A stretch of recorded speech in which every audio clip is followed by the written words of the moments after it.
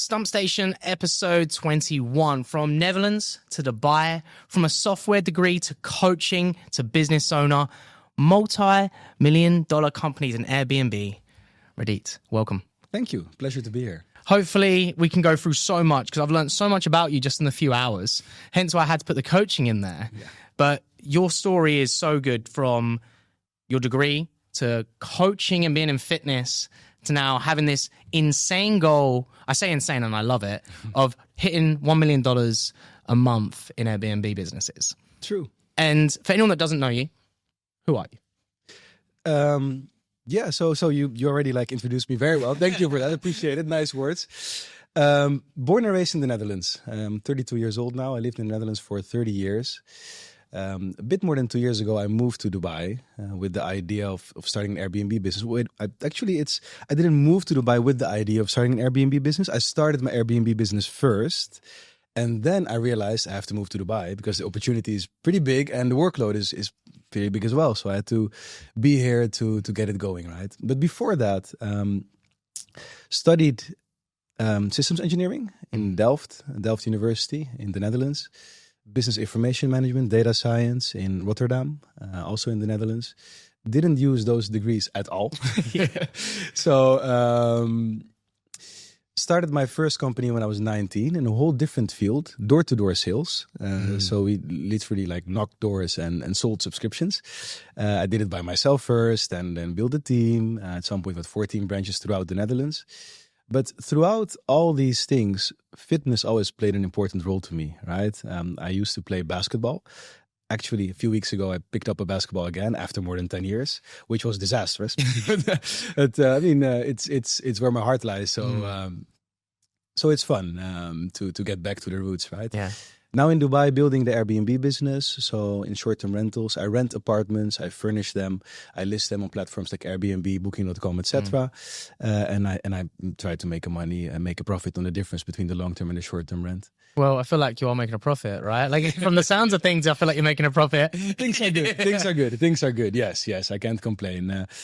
Started with one apartment in 2023 in downtown with a nice view of the Burj Khalifa, one of the major landmarks, of course, in the world, the major one in Dubai. And now we're 75 apartments big, the portfolio.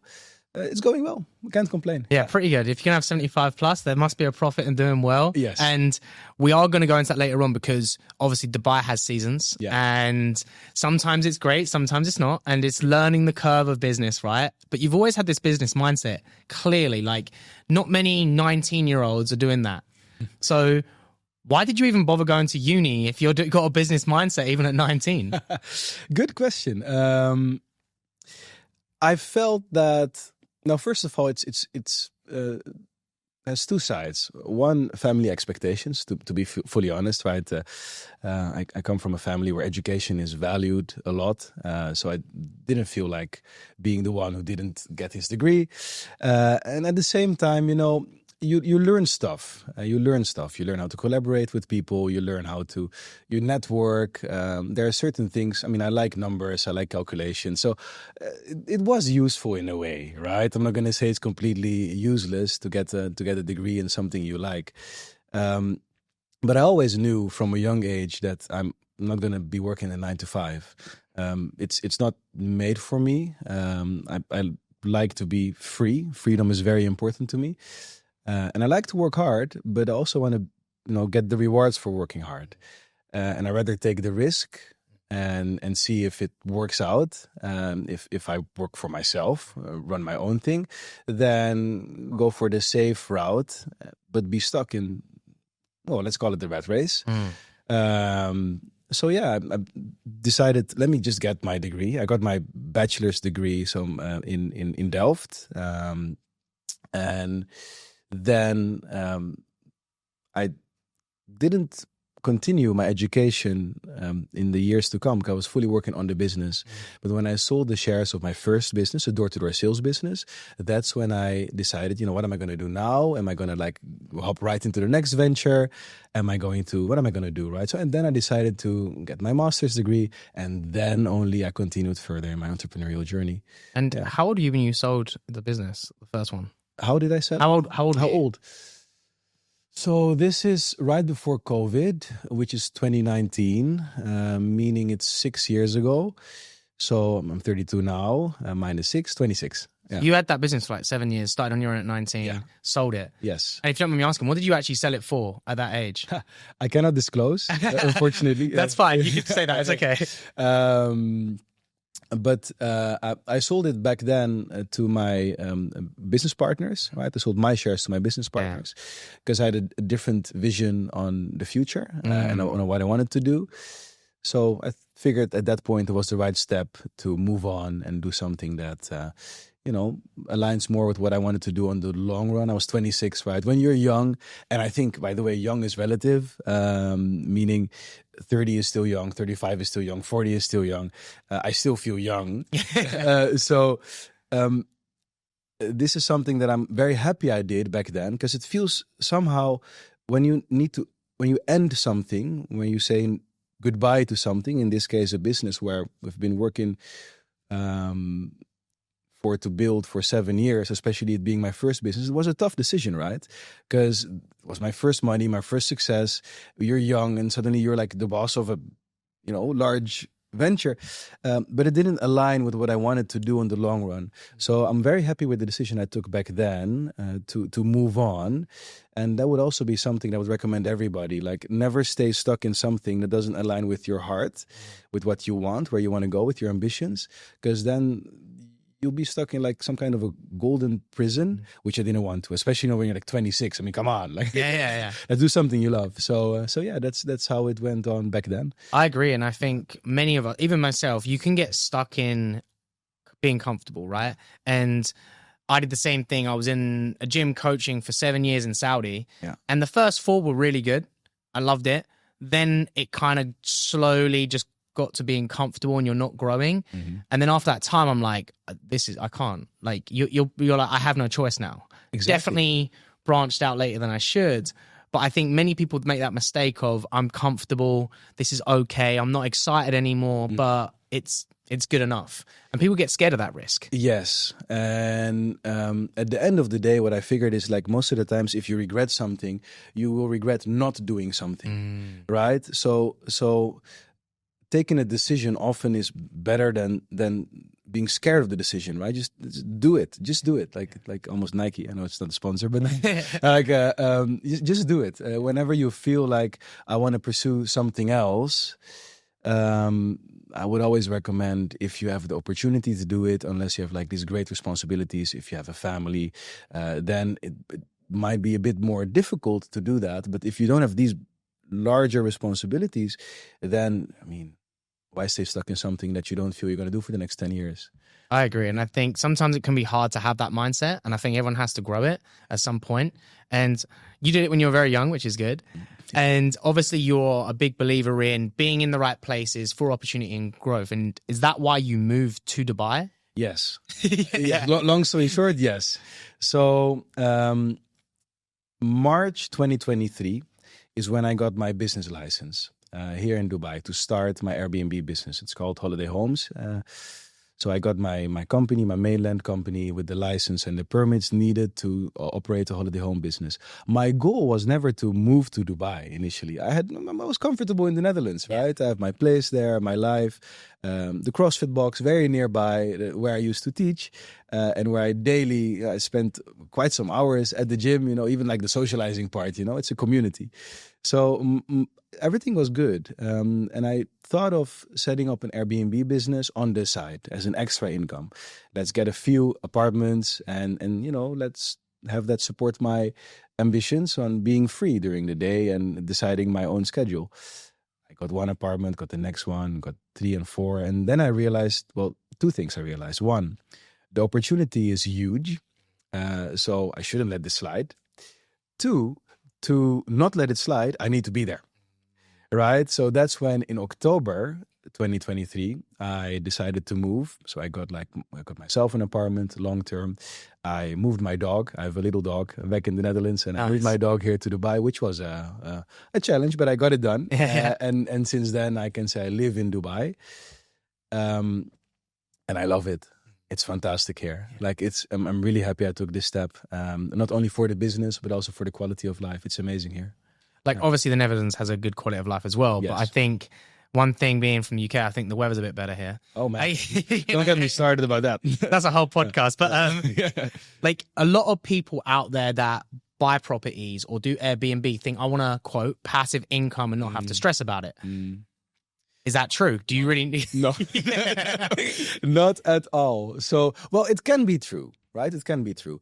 My business model is not passive, in a sense that, look, now I'm free, but that's because I have a team of 40 people and structures and SOPs, standard operating procedures, policies and responsibilities delegated in such a way that I can decide my own schedule but it's still not passive. It's still not fully passive. Now, passive income exists, but that's basically you buy shares in the S&P 500, or you buy some real estate and you give it to a property manager to manage, and you give them like a dollar amount they can decide on for maintenance and stuff. So it exists. But what I do, running Airbnbs, running short-term rentals, is not passive. There's a lot to it. You got to understand the market, find the right apartments. You got to understand how to furnish them, find the right suppliers, find a cleaning company or do it yourself. I mean, in a sense of hire cleaners. Guests expect a lot. It's Dubai, right? I mean, true. A 7-star hotel, etc. Right? So whenever someone comes to Dubai, the expectation is that it's like luxury paradise.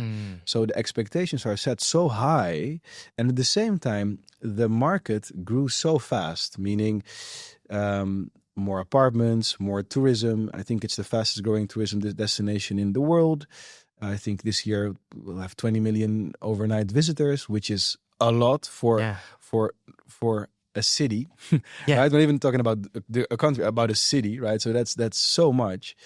That also the regulations on the building and on the regulatory end have to cope up with that pace. So there's a lot that you need to consider, a lot you need to do, you need to manage to grow in the market with your Airbnb business in Dubai, and therefore you need to be here.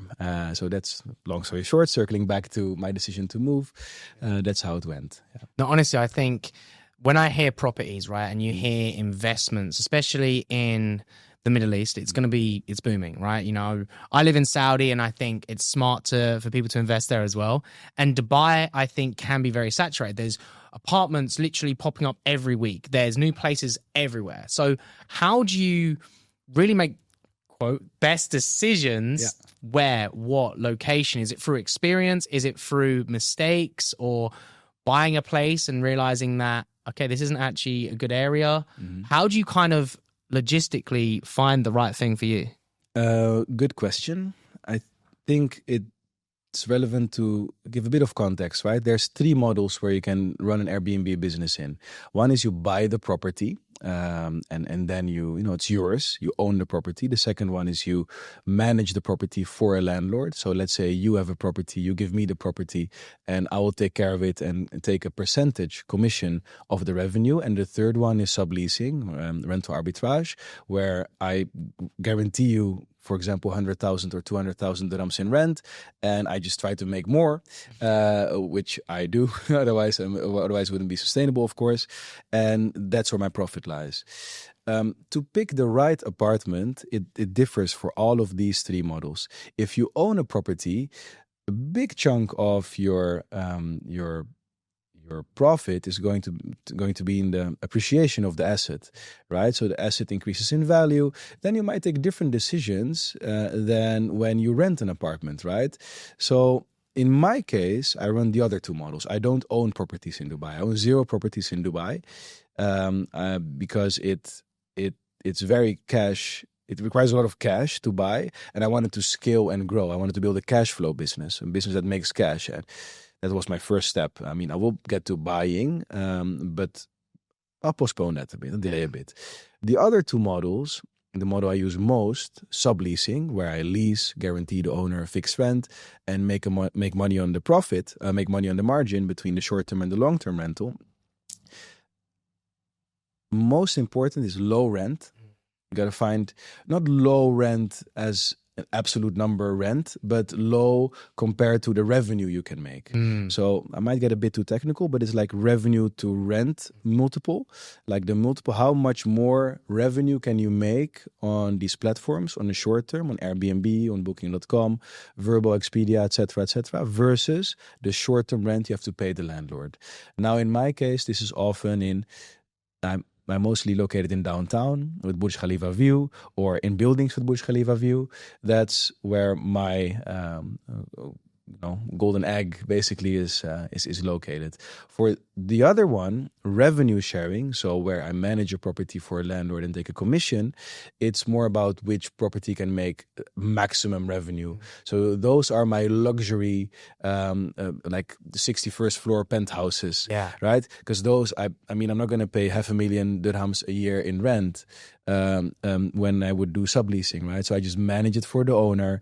They can come and they can stay there whenever they want. We block the apartment for them as well, but I make a percentage commission on the revenue. So it's different for all three of them what the best property is. But as a general rule, if you want to make a lot of money on short-term rentals, it's about proximity to tourist attractions. You want to have like ideally larger units, because a hotel often has like one bed. If a family with like 5 children wants to book a hotel, that's going to be expensive. Yeah, of course. So they prefer an apartment. So a nice location, proximity to tourist attractions, nice view, and size, so they can be there with the family and cook their dinners, etc.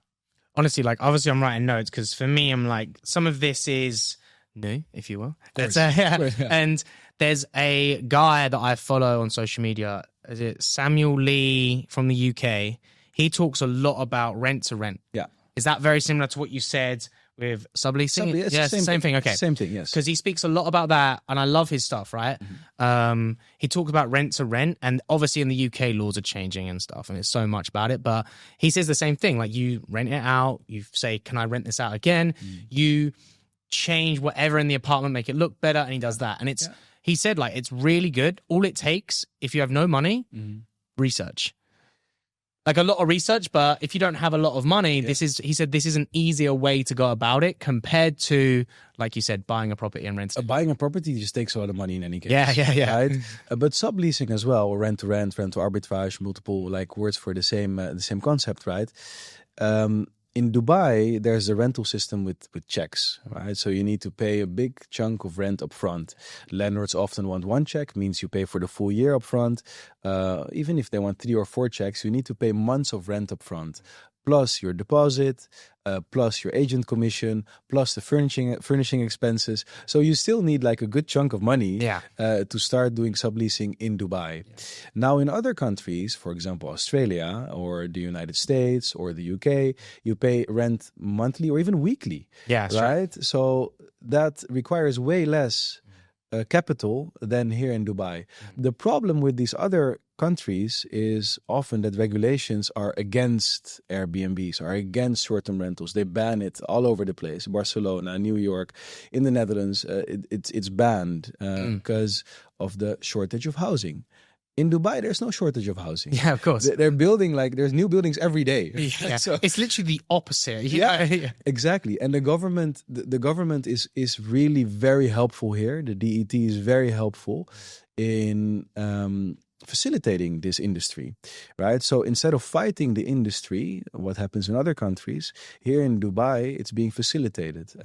And therefore, it's a safer investment. Even if margins would be hypothetically higher in other countries, it's just hypothetical. Because if you can only like run your Airbnb for 90 days or 60 days in a year, which happens in a lot of these countries, then you could make like a more money per night, but it's like 300 nights empty. That doesn't work. Yeah. So that's why Dubai is also a great place to run such a business. Yeah, of course. And I think tourists that don't know a lot about Dubai, that just see Dubai as amazing, they don't realize that the summer is as hot as it is. So people from the UK are like, oh yeah, I'm going to go in summer to Dubai, and they'll go to like an Airbnb place, and then they don't realize that, oh, we made a mistake and it's too hot. But British people don't care. That's they'll go outside. Europeans. Yeah, Europeans, crazy. But it's true. So I think Dubai is such a great place for business, and for you have this like big goal of $1 million in a month. Like, you're very open about it on social media. Yes. Why? Why do I have the goal, or why am I open about it? So it's a goal. I believe in goals. I like goals. Right? Goals are fun. Like, you want to set a nice goal, and work towards it. That's part of the journey. That's the fun part, right? And for me, it's not just reaching the goal, but having a goal and working towards it. That's fun, right? So you can quantify your progress. You can see it's the same like weightlifting, right? You might have a goal of 100 kg or 120 kg clean and jerk, and you just increase your weights over time. And the same in business. Like, set a goal and work towards it. And then once you reach the goal, you set a new goal. Yeah. I like goals. They help me in being persistent and continuing even when there's like setbacks. So that's why, and also why $1 million. It's a nice number. To be honest with you, it's achievable. It's a nice number. It has a lot of zeros. Yeah. So yeah, I agree, and I think like in a business myself, my first is $1 million a year, right? Yeah. That's the first milestone, right? That's once you hit that, you're like, right, let's do 2, 3, 4, right? But that's the first thing. The plan is, 2026. That's the goal, right? But for anyone out there that you see on social media, this is a classic money-making thing. Oh, your first 10K, your first 100K, your first whatever in a month. Yeah. Was there a number that you hit at any point in your business where you're like, oh man, this is amazing?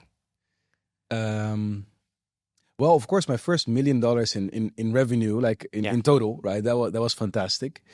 And right now the business has generated in total around 10 million in total since inception. But it has been growing, of course. This month, I'm going to be open about it. We're about to hit 800K in revenue. So close, so close. I wish. But so if not this year, next high season we will hit our milestone and then take it from there, right? Yeah. So. It's fun. Goals make the journey, and it's not about just achieving the goals. It's about enjoying the journey towards the goal. I agree, and like there was I'm going way lower numbers than what you are, but when I started my own thing, your mindset has to shift from, like you said, a salary to that. And I remember I felt so good when I hit my first 10K a month, and I was like, oh, wow, it wasn't as hard as I thought. Mm-hmm. Okay, well, you have to work hard. But, like, it wasn't as hard as I thought. It took way shorter than I thought. And I was like, that first month felt better than any other month after that. Yeah. And I don't know if it was just because it was a shift of, oh, right, well, now there's a bigger one and there's a bigger one or whatever it may be. And I just remember that month being, like, my mind just switched from, okay, how can I add a zero? And then you're going from there. That's it, right? It is a shift in mindset, right? I mean, there's abundance in this world. There's more than enough for everybody and more. But I think it's a nice quote actually by I believe it's Kobe Bryant. So it says, if you're afraid to fail, you're probably going to fail, right? And how that is one of my mottos basically is you just gotta set the goal at something that might seem a bit unreachable at first, and then you realize if you reach it that, wait a second, I did it, I can do it, right? So now I can set the next goal. It can be financial, it can be in fitness, it can be in your personal life, and it does require this mindset shift. And not getting stuck in this analysis paralysis of like, could I? Maybe. What if it doesn't go well? Or what if I don't reach it? Well, if you don't reach it, at least you tried, right? So if you don't try, you automatically failed, right? So it's definitely a mindset shift and not being scared to fail. to set those numbers. And there's always going to be like people above you. There's always someone who makes like more or lifts more or whatever, right? So it is a mindset shift, and also surrounding yourself with those people is something that really helps. It helps you shift your mindset. Maybe I remember when I made my first 10K. I felt like, wow, I'm really, really, really doing good, right? Yeah. So, and then you speak to people who made like tenfold like yesterday. Yeah. Like, okay. I'm humble now. I'm humble. Okay. Yeah. I'm no one. Yeah, right? exactly. So it's true. I think the best way for anyone to realize it's like being a kid and getting your first job and getting that first salary. Yeah. And you're like, oh, I'm rich. Yeah. And it goes from that to then making bigger numbers. And I think that, like you said, if you're not surrounding yourself with people that don't have a bigger goal or aren't as good as you, it's harder to do. And I think there's a big difference between your fitness example, because if you compete, you can train as hard as you want and go into anything. Yeah. But when you get to a competition, you might not be, you're only as good as everyone else. You will get humbled. Yeah. Competitions humble you. But like in business, everyone can win. Yes. Like there's so much out there. There's so much money out there. There's so many people out there that it's easier to win compared to a competition, I think. There's only one person can win in a competition. In a way, yes. If you look at it that way, yes. Because a competition is somewhat a zero-sum game. Like if someone got the first and second and the third spot on the podium, then you're out of medals, right? Yeah. In business, that's not how it works. And but this is actually a very good point. It's like a mindset shift that people have to make, because business is not a zero-sum game. There's more than enough for everyone. And also, don't be scared to share your ideas. One of the biggest failures that people have, like whenever I have an idea, like, I've got a business idea and it's really, really good. They'll say it's really good, but I can't tell you yet. Like, come on, like it's not as if like I'm gonna like steal your idea and run away with it. And also, it's not as if ideas are that scarce. Yeah. Right. So I can come up right next 5 minutes with like 10 multi-billion-dollar ideas. It's about the execution and perseverance and finding the right people and resources.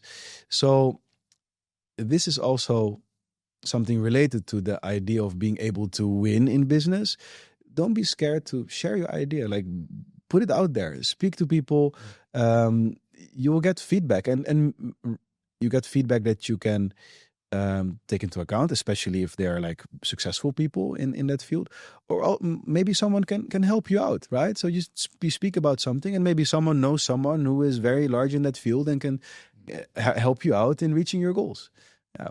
So versus competitions where you just have to be the best one to get on the stage, business is easier to win, in a sense, to make a living than be number one on a competition floor at the CrossFit Games. Yeah, true.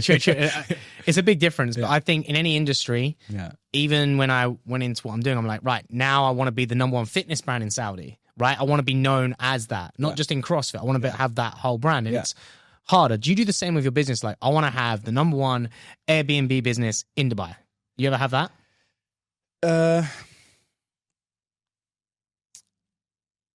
Look, I want a business that I enjoy running, right? That's what my goal is. I want to have a business with nice people. I want to work with nice people. I want to have happy guests, so good reviews. I want to make enough money to support my lifestyle in the way that I want to live. So what does number one mean, right? Does number one mean having the largest bottom, the most profit, or does it mean having a business that I'm happiest with to run, to have, right? So for me, it's the second. I want to be happy with what I do, and I want to enjoy my day. I want to enjoy my week. I want to work with people who are happy with their jobs. I want to have happy customers, guests in my case. And if all of that is done, I am happy. I don't have to be the business with the largest number of apartments or the largest revenue to feel like I'm number one. Yeah. And I think that's a competition in my mind, thinking of those types of questions, because when you come from a competitive background in any sport, you're always like, okay, I want to be number one in something. I want to win, you know? Like we said, you can win at any moment. And something for yourself that I know I didn't even ask you this, even giving you questions, but I thought of it because you have a lot of employees and you work with, obviously you said you want to work with people that you like and actually enjoy working with. Yeah. Is it hard to hire and trust people and keep them, you know, in your, like, I want to say like a team community? Is it tough to hire the right people? Yes. I believe that's very tough because I believe that at the end of the day, the most important asset of a company is the team, the people. The people at the end of the day run the processes or build the processes.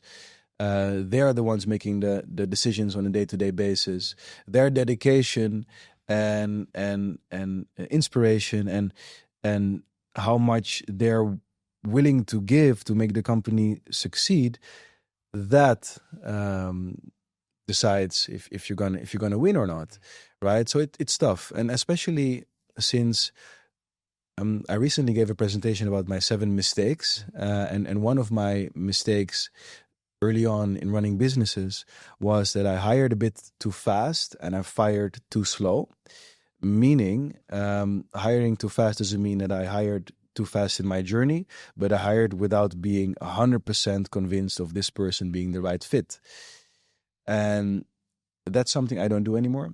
I only hire people I'm like 100% convinced about. If it's 95%, I don't do it. Because the value of people is just it's insane. It's everything. So, and then about the firing part, I believe that the best time to fire someone is the first time you think about it.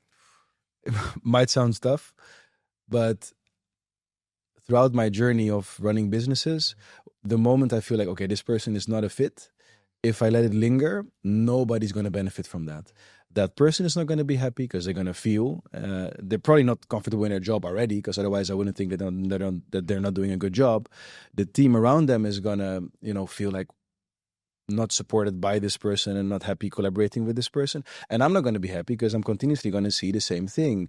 Of course, you try to help people to improve, but if that does not work, if you tried and you feel like, no, I don't think this person is going to be a long-term fit, it's better for that person, for your team, and for your business to part ways. So is it tough to find the right people? Yes. I have a whole recruitment team, even external recruiters working on that, a whole process, assessments, etc., because I believe people are everything. I agree. And I think something I find extremely hard would be firing someone. Like, so hard. Like, there's a difference between hiring someone that you're like, okay, I need someone right now. This is good for the next 2 years, maybe not the next 5 years, right? That's different. Mm-hmm. But firing someone, like, it's so tough. Like, I've never done it, even though I've thought about it. But you're like, am I thinking emotionally because of a mistake, or am I thinking logically for long term? And that is always the hardest thing. Yeah, is like, am I just angry because they made a mistake and I'm calm and then I go talk to them and they're fine, or because look, whenever you have anyone working for you, I think everyone makes mistakes and that's fine. I make mistakes all the time, but it's like, was it a mistake? Was it laziness, or do they actually care? And I think that's hard. That's exactly the distinction I make. If someone has the best intentions for the company, right, and tries to do their best, but then did not have the information or the resources to take the right decision, but they regardless took a decision with the best interest of the company in mind, and it didn't turn out to be the right decision, I'll never fire someone for that, right? It happens, right? I'm just going to coach you. Like, come here. I'm going to explain to you that, in the next time when this happens, consider this, and this. And therefore you take this decision. And ideally I incorporate it in processes and procedures as well right away. So everybody knows it in the company in the future. But there's something else, which is like being lazy or being dishonest, or damaging the company's reputation. Like, those things, those are character. And that needs to be that there's a zero tolerance for that. But apart from character and not giving everything in their job, a bad performer can also just not have the skills. And I mean, it's like asking a fish to climb a tree, right? The fish is not going to be happy, right? So the fish might still try, but sometimes it takes you as the responsible person for you know, the whole environment, for the company, to tell the fish, you know what, come, let me bring you to the sea. To you'll be happier there, right? And let me get a monkey to climb the tree. I love that. And I think there's one guy I did just hire. He's a young kid. His name's Kashav. He is young. He's 19. He's at uni, and he wanted this opportunity. And the first thing I asked him is like, okay, you know the job role, but what do you want after? And he was like, I want to learn this, and this. I was like, cool. And like, because of his ambition and what he wanted, I was like, let's give it a try. Knowing that it's his first job, knowing that I know he's going to mess up probably a lot, but and I said to him, this is what you do, this is how you do it. And like, we went through training, obviously, and I let him mess up on little things because I'm like, I get it, it's your first job, right? But I wish I had something like that at 19 of like, okay, I was hungry, I wanted to work. So I kind of let that be. As long as if he's not doing the same thing over and over and over again, it's fine. But as long as if he's learning as he goes, right? I think that's a good call. Like being coachable, having someone around you who's like employing someone who's coachable. I mean, that's a character trait, right? It's a very important one. A skill you can teach. And it's actually fun to teach something to someone who wants to learn, right? I enjoy that, right? So, and you too, obviously, because you have like a coaching background.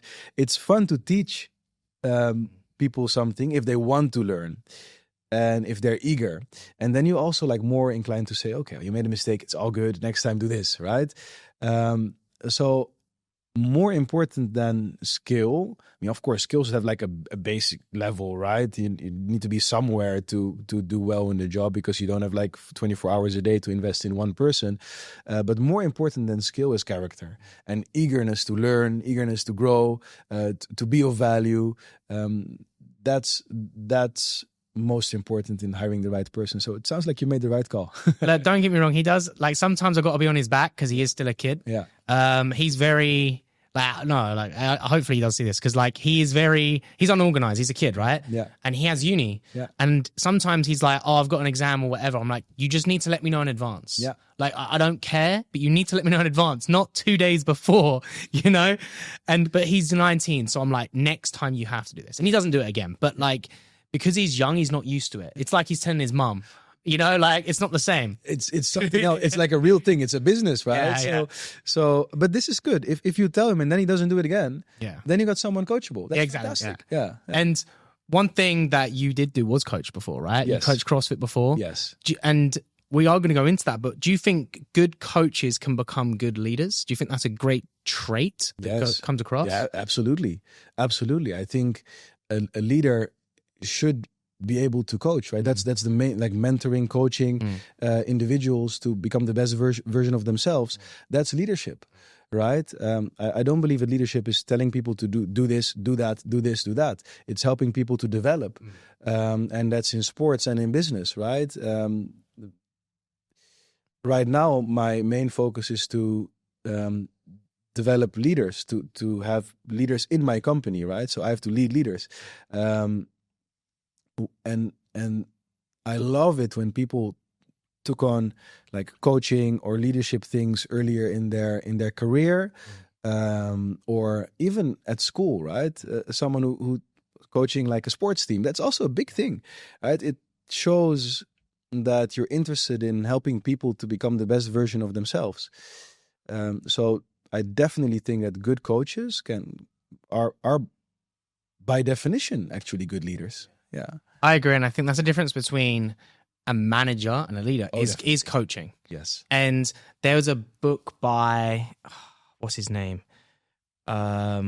I can't remember the guy, but he does a lot of leadership books. And I read a lot before I even started the business because I was interested. And he said there's different levels of leadership. There's coaching people to do a job. There's leading leaders. And then there's leading people to be leaders of other people. And like, it's so different. Obviously, you have to adapt and learn. So he was obviously giving a great business example, right? So you go from just giving that example of, oh, you're doing the job and you're an employee. You still have to lead clients. Then you have to lead the leaders of the clients. And then you're doing what you're doing of CEO of leaders of clients, and it goes down. And he said, you have to level up your game and coach completely differently at each moment. But I do think that if you've never coached before and you go into business, I think coaching will help. Definitely. Even if it's sports, anything, it just generally helps. 100%. And I always enjoyed coaching, even from high school. When I was in the Netherlands, high school, I was coaching the high school basketball team because I used to play basketball. And like I said, I just restarted playing basketball after more than 10 years, shooting some air balls, unfortunately. That's how you restart, right? But I enjoyed that. And it teaches you how to deal with people and how to help them excel. And that's not easy. Honestly, it's not easy because like everyone is different as well, right? There's not a one size fits all approach to coaching and leadership. And by leading, by trying, by coaching, you will see what works, what doesn't work, and where do you have to be firm, where do you have to be more of a mentor, how do you let people figure some things out by themselves, accept mistakes. This is also tough because sometimes you have to, now this is very goes right against your intuition as a business owner. Sometimes you have to accept that you're going to lose money, knowing that you're going to lose money just for the sake of the team learning from that mistake, right? And that's where I've been going through like recently quite a few times, knowing like this is going wrong, but should I interfere? You know what? Let me not interfere because the lesson is worth more than the loss I would make at that moment if I would interfere myself. Additionally, if I would interfere and fix it or give the exact instruction how to fix it, the team will become dependent on me, which you also don't want at some scale, right? I think as well, and I think that's where a lot of leaders and managers go wrong. They go into micromanaging on such a small scale where people can't think for themselves and they just stick to a script or a structure. And as soon as something comes out a little bit of direction, no matter where it want to be, they don't know what to do. That's true. But you need to allow them to learn and adapt their own way, even if they mess up, because okay, if the first time they're going to come to you, right, they have no clue, but they need to learn themselves. Otherwise, in the next year, what, do you want to be doing the same thing and being on the day-to-day because they can't do it? Exactly. You're going to be like giving tasks instead of delegating responsibilities. And you want to challenge your team, your people always to come up with their own ideas, right? So whenever someone comes to me with a question, I often don't answer the question. Not because I don't want to answer or because I don't know the answer, but because I want them to think for themselves. So I just ask questions back. Yeah. Right? So okay, this happened. What should we do? We're like, okay, well, why did it happen? And what do you think are the options? And which one do you think is the best one? Right? And then they go back and then they just do this analysis. And then 9 out of 10 times they pick the right solution. I'm like, yeah, go ahead. Right? And that teaches them to then next time when this happens, take the decision by themselves. It's true. And I think many people have the right answers. Yeah. They just need clarification of it. And sometimes, because that's the way we're brought up, right? We're brought up of going to our parents for, oh, is this okay to do? Otherwise we're in trouble. Yeah. And it's naturally in us. Whereas as leaders, you got to be like, or anyone, even in a company, if you work for a company, is you're going to go to people to be like, oh, is this right? Yeah. And 9 times out of 10, you know the answer. So questions are the best way to lead. Definitely, because you make people think for themselves. And a very interesting book, by the way, is Principles by Ray Dalio. I think that the core message is that he like has a list of principles, like more of heuristics, so to say, that people then can, whenever they encounter a problem, they then based on these principles, think what's the best solution, what should I do at that point, instead of having instructions on a task level, more on a heuristic level, like rule sets. What do we value as a company? Does this fit these rule sets? And if yes, then I go ahead and do it. It's a great book, really. I would recommend it. And also another strategy I started using recently is telling people to decide and then report the decision instead of asking for permission. Just do it, and then in our weekly you tell me what you encountered and what you decided, and then I'm going to give you feedback if that was the right decision or not. Do not have people paralyzed waiting for my approval. It's not nice for the company. It makes the company slower, as well as me, I like my freedom. I really value like deciding where my time goes. I value being able to sit here and have this conversation with you, like without being scared that the company is like burning down. People are waiting for my replies in order to save something important.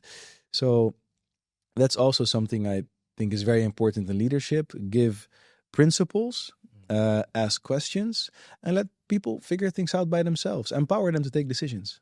Yeah. No, I love that. And I think definitely wrote some notes down because I think it's just made my mind think on how to not change a few things, but give people that freedom a bit more and not feel like they need you as much. Because short term it sucks, but long term it's way more beneficial. Yes. And being a business owner and literally, like you said, quote, freedom and having your own time. Yeah. I know that, you're really into fitness and love the gym. Yeah. Clearly, otherwise you wouldn't have coached before. True. Do you have still like structure in your day when you go, what you do, and just set time aside for that? Yes, definitely. It's because I mentioned my 7 mistakes when I started my business. One of them was the hiring too fast and firing too slow. The second one was that at some point I neglected my own health in a way that the business got so busy that I just worked from the morning until the night and skipped the gym. Now, I learned from that, and that now is a non-negotiable to me. I go to the gym every single day. I have my workout in every single day, properly as I want it. And it's a non-negotiable. Right? I mean, I have 1 rest day a week, so that's a need. But I definitely set aside time for fitness because it helps me clear my cognitive load. Right? I think as a business owner, it's not just about working more or getting more things done. As a business owner, as a leader, it's about taking the right decisions, not taking more decisions, the right decisions. Because often when you take the wrong decision, it will come back on your plate as another decision, right? So you've got to take more and more and more decisions. But taking the right decision can eliminate a lot of future decisions. So for me to take the right decisions, I need to have like mental clarity. And in order to have mental clarity, I need to throw barbells.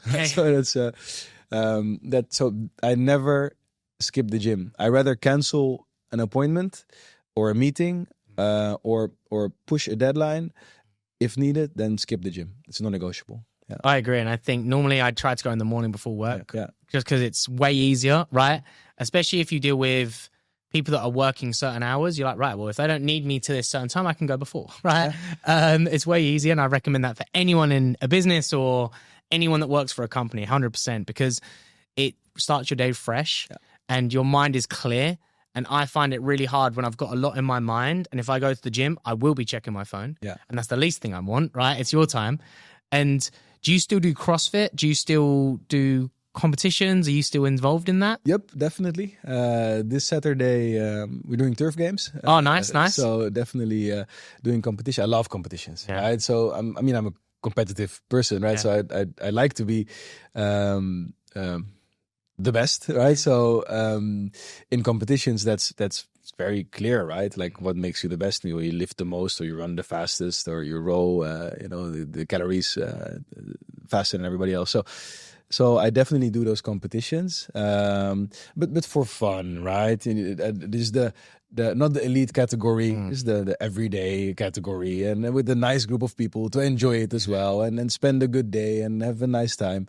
But I enjoy them for sure. Yeah, man, I love it. Like turf games is really good. You're in a team of 6, right? 6. Team of 6. It's fun. You can enjoy it. It's a good day. Yeah. For me, it'd be trying to get a tan, but it never goes well. But you're just enjoying it, right? And I think turf games has a really good atmosphere to it. Yes. And so you've always done CrossFit, even when, from your coaching to now, always. Have you ever done any other style of training, or has it always been like that since starting the business? So my journey started with basketball, right? Mm-hmm. I love the game, and I play a lot of basketball, and I started going to the gym, lifting weights as a support to basketball, to jump higher, to be able to dunk, to make sure that nobody pushes me around. And that was my goal back then. And I kept on going to the gym until even when I stopped basketball, I kept on going to the gym until 2019, 2019, yes. That's where a couple of friends of mine in the Netherlands started a CrossFit box, and I got introduced to CrossFit, and that's when I started my CrossFit journey.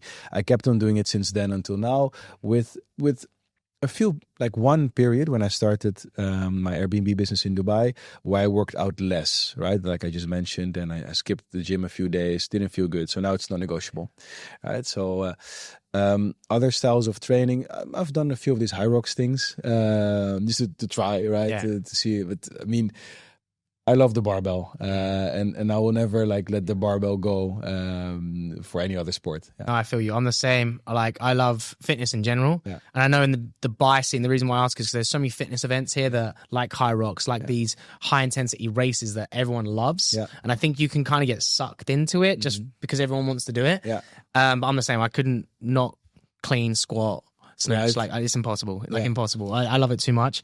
And do you have fitness goals at the moment that you're trying to pursue, or is it more for fun? I have some like weights in my mind, or what I want to snatch and what I want to clean and jerk, and but not to the extent that that I'm pursuing those goals religiously. I want to have fun. I want to be fit. I want to feel good, right, in my body, and like have mental clarity through the day, and that's what I go to the gym for. Do a competition every once in a while, but be consistent and be good at stuff. You know, it's nice to be able to do a muscle up, right? And it's nice to see that you snatched like 90 kg last block, and now you do 95, and then your goal is 100, and it's nice to increase those weights and to see progress again, like goal, and then you work towards it. But like my fitness goals are not my main goals in life at this point. Yeah. So you can kind of sacrifice them a little bit, even though you go to the gym, but a little bit for obviously the business goals, right? Yeah, I mean, if I would be like all in on CrossFit, I would be having 2 training sessions a day, right? And that would be and I would take a nap in between, and you know, and never. So it's not my number one goal, but it's a non-negotiable thing that's going to be part of my life now and forever. Yeah. And what are your number goals for your lifts that you want to hit? For my lifts, Yeah. So. I did 100 kg snatch, but I wasn't happy with it because it didn't look good. So now I want to do a proper 100 kg snatch. For my clean and jerk, I clean 140. I don't jerk 140. So, Still very good clean. Very good clean. yeah, I like my clean. Yeah, it's my favorite exercise. So I want to be able to clean and jerk 140. So those are my goals as for my lifts.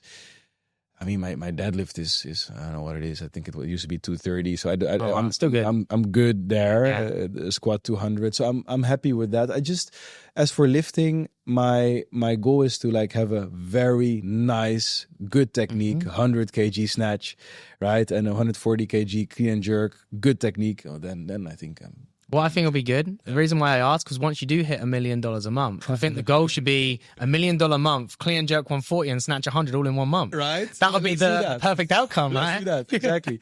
And I wish you told me, because literally, like, we should have just done a lifting beforehand. It would have been way better. Maybe not the weekend, but Good. Let's talk about that. Yeah, cool. Because I literally just hit a 200 kilo back squat yesterday for the first time ever. Nice. Congrats. Thank you. I've been trying. My cleans are way better than my squats, but I've been trying to hit that for 9 years is the last time I PR'd my squat. So long time. Yeah. But the clean and jerk and the snatch, I prefer way more. But it's more fun. Are they good? You feel? I would say like my clean is 150. Nice. My hand clean is 155, so that's weird. Yeah. Clean and jerk is 145. Snatch is 110. Nice. So it's very similar numbers, right? So we should definitely share a bar next time. We should do that. For sure. We should just have a bar here. It'll be way better. Right? Just have a mic and a camera and a few barbells. Way better. Right? In between sets, talking to the camera, more weightlifting style.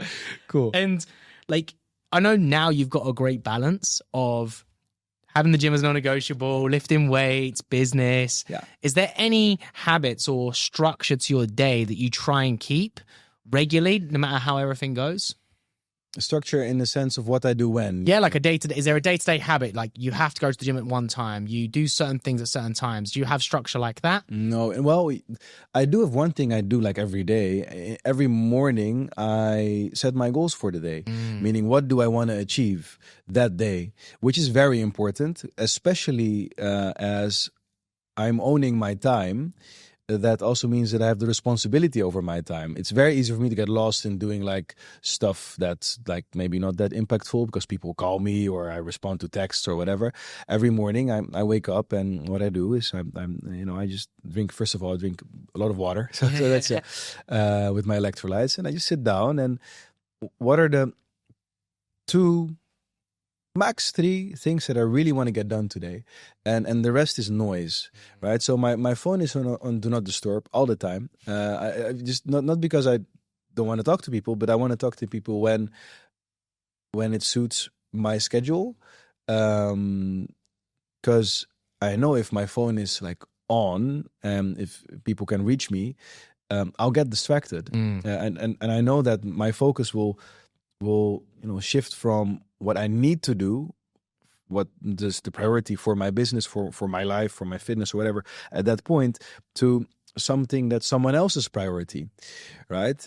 So in the morning, I set my 2 max 3 things I want to achieve, and I need to get those done on that day, no matter what. It could be small things, right? It could be small things, but I have to get them done.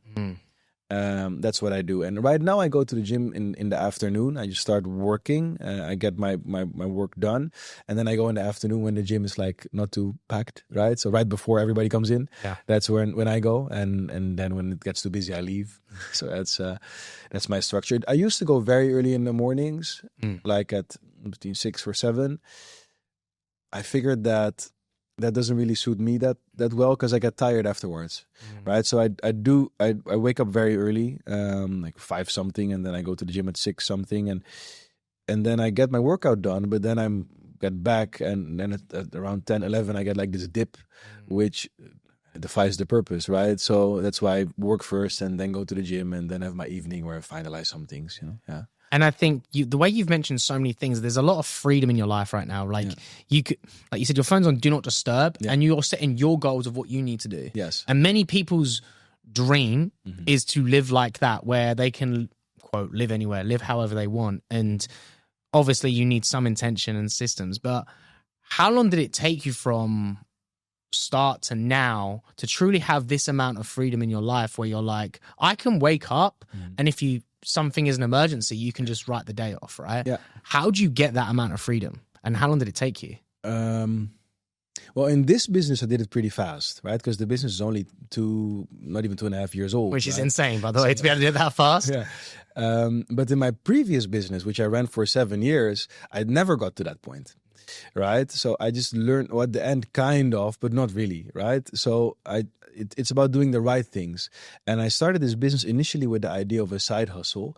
So I kind of held on to the idea, I don't want to buy myself a double full-time job and invest in it when starting this business. So from the start, I decided my freedom is I'm going to protect that, which at some point didn't go really well. That's when I trained a bit less. But it's a mindset, right? I say no to a lot of opportunities because it involves involves me, my time, my commitment, and it sounds counterintuitive, but I rather say no to more money or more short-term success if that would like take freedom away, because freedom is the most important thing to me, right? Being able to do what I want. I would really prefer to make half of what I make now, but stay free in deciding what I do when, than make this amount or make double and being forced into a schedule from early morning to late night. So how long did it take me? Less than 2 years. But again, with like with like more than 10 years of experience and failing in doing that and working 7 days a week from early morning to late night, with all of that in this business, it took me less than 2 years. I think it's amazing. I ask it because for me, I've always worked 7 days a week, always have. I don't like switching off. I find it really tough. Not that I find it tough, I find it boring as well. I'm a very obsessive person. So like the gym, competing or business, like it's always on my mind. And if I enjoy it, I don't care, right? True.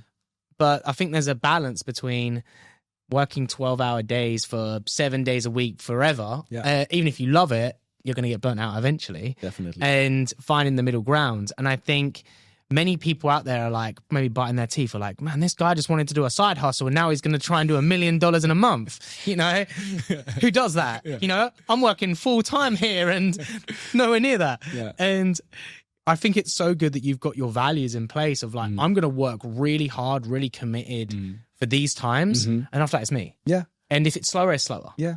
And how do people truly find what's best for them? Because so many people, including myself, have many other goals, fitness goals, life goals, relationship goals, whatever they may be. And they're like, but I need to be making this money. Yeah. How can they really get that balance?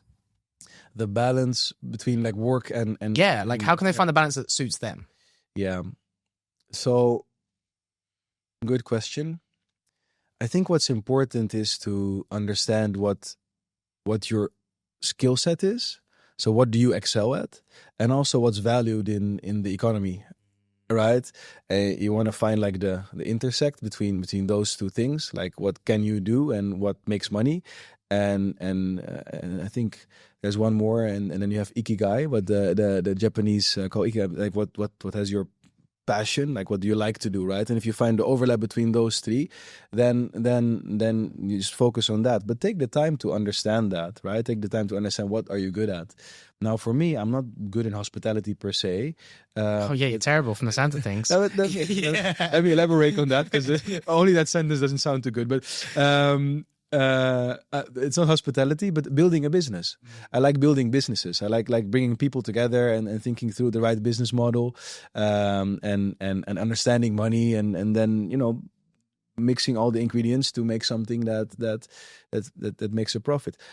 I want to put this little disclaimer, by the way, that I also had a lot of businesses, like ideas that cost me money. Yeah. Right. So it might sound like, hey, it's all fantastic and easy money, but I've had so many ventures in between, so many mistakes even within my Airbnb business that cost me a lot of money.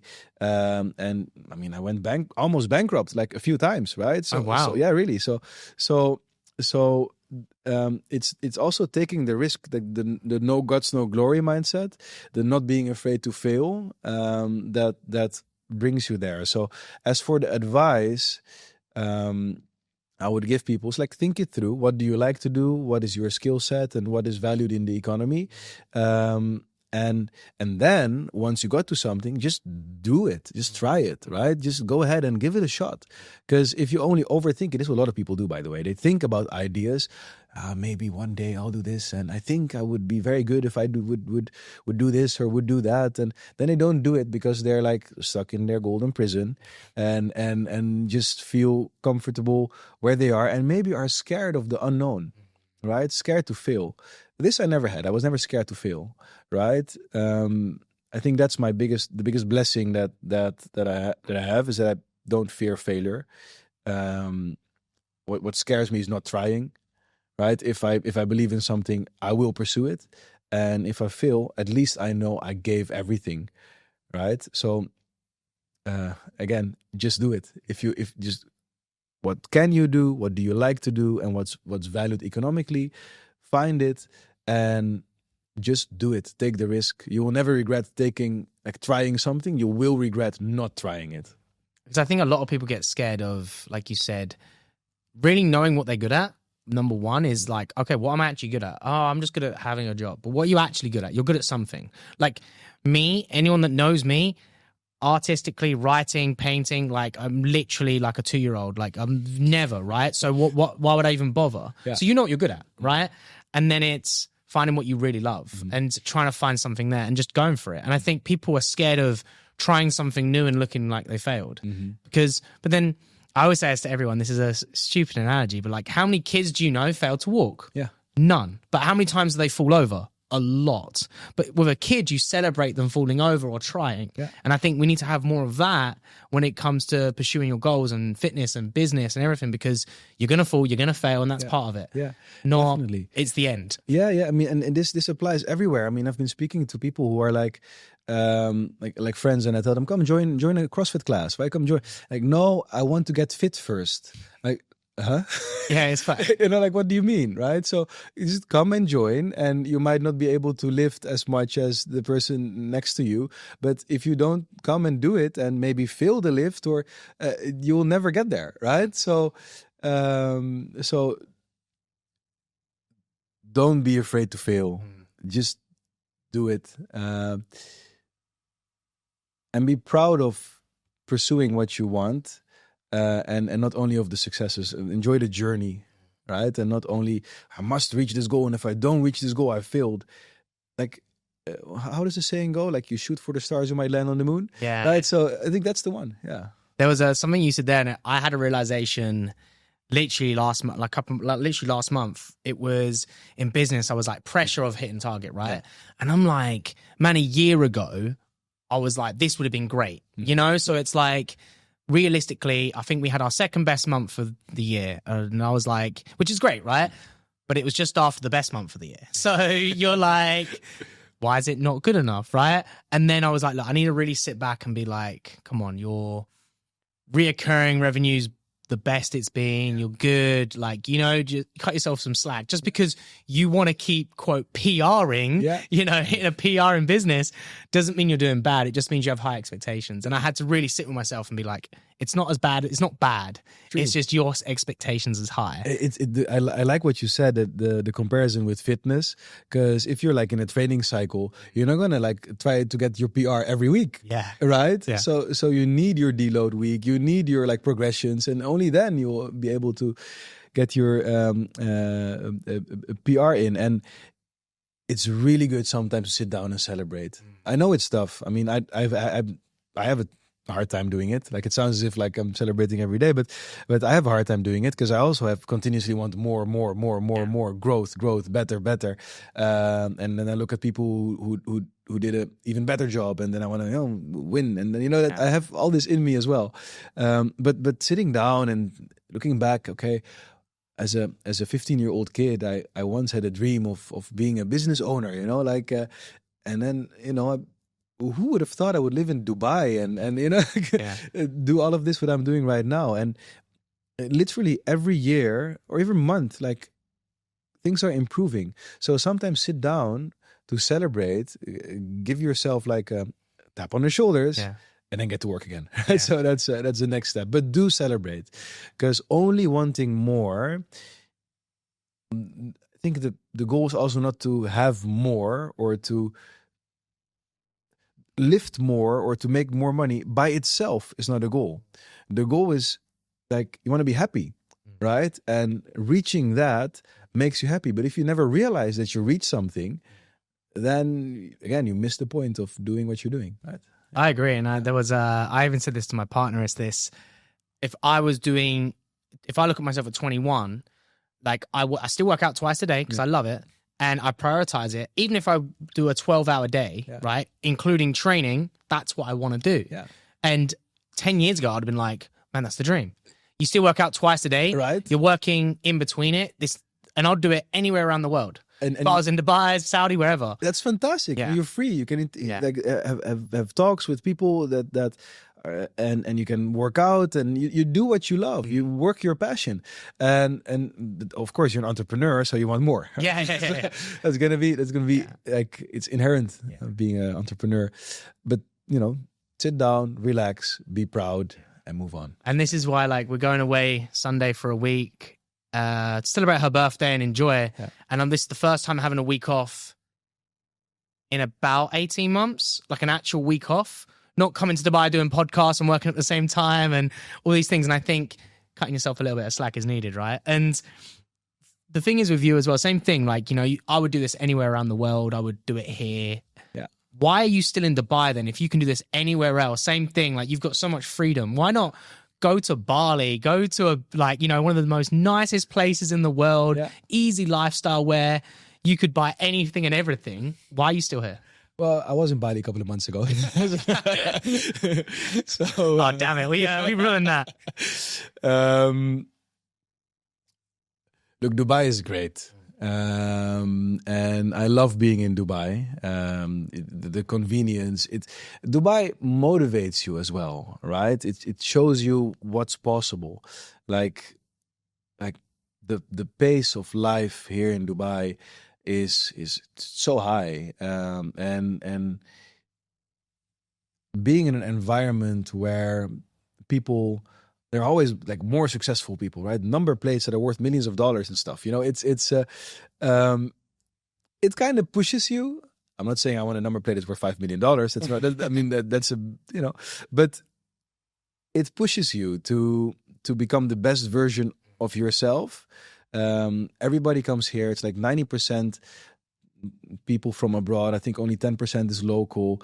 So everybody comes here for a purpose, to grow, to become a better version of themselves, to make money. And that environment is nice to be in. I love it. I do need an occasional detox though, right? And I still have my house in a place in the Netherlands where I go like every once in a while to be around like family and friends from back home. And I really love Bali, so I actually went, and I'll go to these places every once in a while to detox, to relax, to celebrate, and then get back to work. I think Dubai is just the most efficient place to build your dreams. So that's why I'm here. No, of course. I think the Middle East, and I know I'm in Saudi, but I think the Middle East in general is so fast-paced and focused on growth that you end up growing yourself. Yes. And is there any plans to expand your business anywhere else in the Middle East, or do you think you'll stay here? Yes, at some point. Right. So for me, I had so many growth opportunities already that I also said no to, because I think saying no is something, an important skill. I like saying no because it, like, saying yes to something automatically means saying no to a lot of other things, right? So I rather say a conscious no than saying yes and then saying unconscious no to the rest I could have done instead, right? So to get back to your question, right now I'm in Dubai. I think there's a lot of opportunity for me still in Dubai, maybe in other Emirates in the UAE. For example, Abu Dhabi is growing. Ras Al Khaimah could be like interesting, but I'll take a look at that once I feel that the company is ready for that expansion. I think Saudi is a very, very interesting market. The country is growing so fast economically, and with the vision that you know, you see things happen like every day, mega projects being built and realized. So I think there's a lot of potential in Saudi, and it's definitely in my top 3 options if I go international.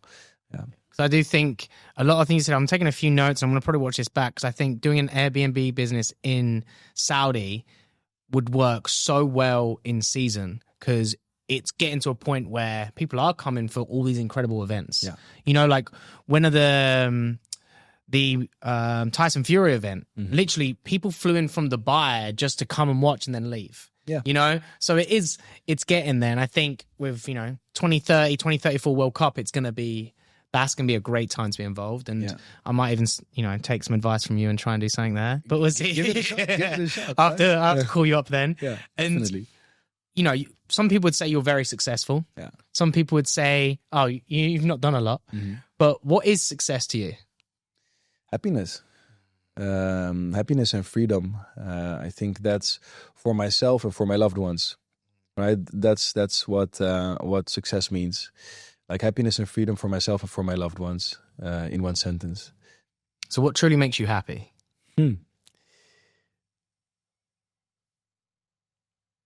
Growth. Being of value. So growing myself and also helping people grow. Not only grow, helping people be happy, right? So I think that's what makes me happiest. Yeah. It's a lot of giving. Yeah, giving, but yes. I like to to do that, right? I like to be able to provide to those that matter most to me, and that can also be like in help, in advice, in coaching, right? That's why I started to be even a CrossFit coach back in the Netherlands. I mean, I had my income, but I became a CrossFit coach because I loved it. I love CrossFit. I love going to the gym. I love these workouts, and I really enjoyed helping people. Also do toes to bar or double unders, right? That made me happy, right? It's little things like that, but also like being able to have my loved ones carefree, right? That's also very important to me. Like from these small things as coaching to these larger life goals, those are the things that make me happy. And of course, like again, my own growth, achieving things, be free, know that I'm in charge of my day. That does make me happy. Yeah. And I love that, and I love the bigger picture as well. As I'm the same. For me, I do everything for the people you care about, right? That's always normally the biggest reason. Is there any things like on a day to day which you get true enjoyment in on a day to day basis? Lifting, honestly, like I try to set you up for that, but it's good. Lifting. I love to lift. Yeah. I love to lift. I really enjoy going to the gym and throwing a barbell. It's fun. It I agree. It genuinely makes me happy. If I'm stressed or if there's a lot on my mind, and I go to the gym and I do some proper clean and jerks or nice complexes or a snatch, that does make me happy. That does relax me. Yeah. It sounds weird. I know that feeling, and like when my phone is like blowing up and it's so much work, I actually just want to do a really hard EMOM. Right. Like I just want to switch off, die, and then I'm like, right, cool, now I feel good. But I don't want to think at all. Yeah. But that makes me get in a zone of like, right now I can go back and feel good. Exactly. Yeah. So like the mental state right before a workout and right after a workout, that's such a huge difference. Like. It's therapy. Yeah. It's therapy. It's a drug, right? And it's the best one out there. And I say this to a lot of people. I think if you are struggling mentally, the best thing you can do is do something physically demanding, and it will help you mentally to some degree. Yeah. Because one, it distracts you. Yeah. Two, it's a sense of achievement, and the most important thing is like the endorphins that comes with it will make you feel slightly good. So I'm a big believer in it. And so honestly, like it's been an amazing podcast. The way we end it is quick fire questions. Yes. Is normally it's not quick fire, but we'll try our very best. Let's see. Yeah. So question one, what is the dumbest thing the dumbest decision you've ever made in business? In business in general? Yeah, in general. So you can go far back if you need to. Try to do everything myself, right? Not delegating. Yeah. That burns you out very fast. So to spin it in a lesson is find the right people and delegate responsibilities ASAP. Because not doing that, trying to grow without having done a good job at delegating, is going to burn you out. You can feel like you're a Superman or Superwoman, but nah. Yeah. I love that. And I feel like I know the answer to this, but what is one exercise in the gym that you can't live without? Clean and jerk. Yeah, I was going to say a clean probably. Yeah. And what is the biggest myth about passive income, which you could like debunk? A lot of so-called passive income is absolutely not passive.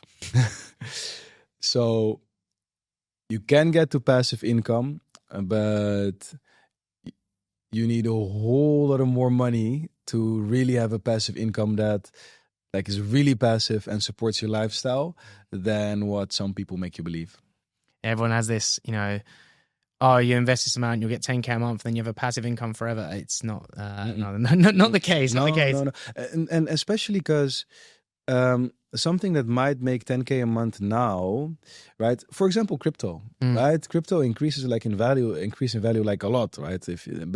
But like passive for the rest of your life, that's not going to be at like a 20 or 30% interest rate, like, right? So you need to have something that's really stable. Like if you can make a truly passive income, like government bonds, for example, then you're good. Yeah. No, I love that. And what is one habit you do in your day before you start work? Goal setting. I sit down, I decide my non-negotiable goals for that day, and I prioritize them no matter what. Love that. And what is one quote you live by? By Kobe Bryant, my childhood idol. Rest at the end and not in the middle. Push through. That's how I interpret it. Push through. It works everywhere. It works in the Metcon. It works in building a business. It works when you're going through a challenging time. Don't give up. Keep pushing and rest once you reach what you want.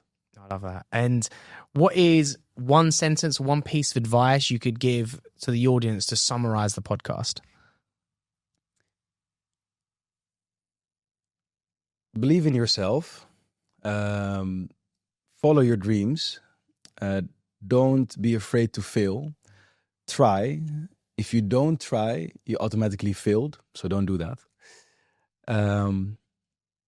And I think that's it. Don't be afraid to fail. That's the most important thing. No, I love that. Yeah. And what is all your social medias for business, for, general, anyone that wants to follow you, Instagram, YouTube, whatever, what are they? So everyone can just follow you. On Instagram and on TikTok and on YouTube, BNB in Dubai.